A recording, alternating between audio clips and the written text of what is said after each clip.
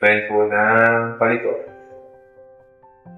Ayan, sakit. Meron po. Saan? Ito po. Ito Kaya sasakit niya. Quantum din?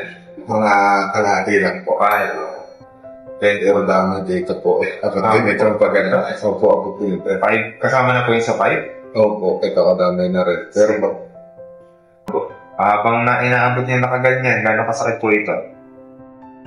ito po masakit. Gano'ng kasakit Ito ito? po. 5 po. Five. Nangyari po.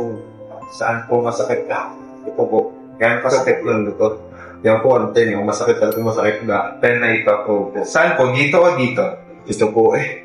Dito sa Ito po. gitna. Ito po part na ito. Okay, sige po. Mail pa rin. Yun. Lalo na po.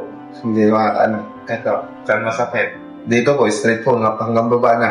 10. Magkano kasakit? Stand nun po. Ito po, hanggang dito sa medicine na.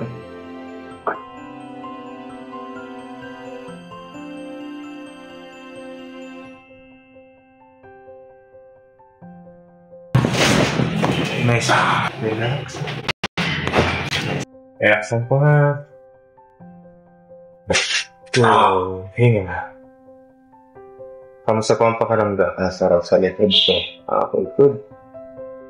Number 5 na masakit. Wala pa. Nahilot na rin. Sige po. Bend po pa kami ha. Hindi na pa kabasa ng kaya. 5 na pain.